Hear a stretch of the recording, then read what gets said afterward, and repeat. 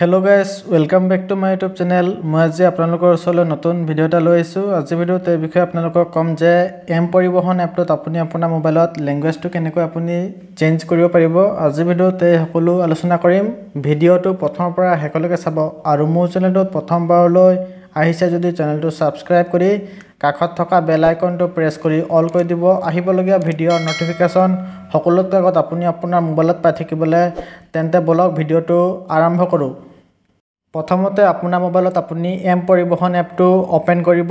Open কৰা হোৱাৰ পিছত আপোনাৰ মোবাইলত এনেকুৱা ওপেন হৈ যাব। ওপেন হোৱাৰ পিছত আপোনাৰ ইয়াত এম পিনটো মাৰিবলৈ আহিছে 6 ডিজিটৰ এম পিনটো আপুনি মাৰি ল'ব।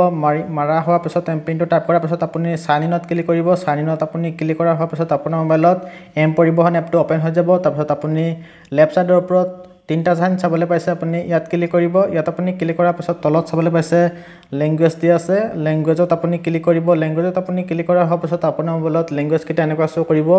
মই এতিয়া হিন্দী ল্যাঙ্গুৱেজটো সিলেক্ট কৰিবলৈ দেখাম। এনেকুৱা আপুনি ল্যাঙ্গুৱেজত ক্লিক কৰিব। তাৰপিছত তলত দি আছে যে ইয়াত হিন্দী মে জাৰি ৰাখে ইয়াত আপুনি ক্লিক কৰিব। তাৰপিছত আপোনাৰ মোবাইলত চাবলৈ পাইছে ইয়াত ল্যাঙ্গুৱেজটো গোটেইকেইটা চেঞ্জ হৈ গৈছে। এতিয়া আকৌ লেফট সাইডৰ ওপৰত তিনটা সাইনত ক্লিক কৰি পেলাই চাবলৈ পাইছে ইয়াতো ল্যাঙ্গুৱেজ কিটা চেঞ্জ হৈ গৈছে। আপুনি আকৌ চেঞ্জ কৰিব বিচাৰিলে আকৌ ইংলিছ ল্যাঙ্গুৱেজটো আপুনি চেঞ্জ কৰি ল'ব পাৰিব। তো ভিডিওটো ভাল লাগিলে লাইক কৰিব, শ্বেয়াৰ কৰিব আৰু সাবস্ক্ৰাইব কৰি কাষত থকা বেল আইকনটো প্ৰেছ কৰি অল কৰি দিব। Thanks for watching.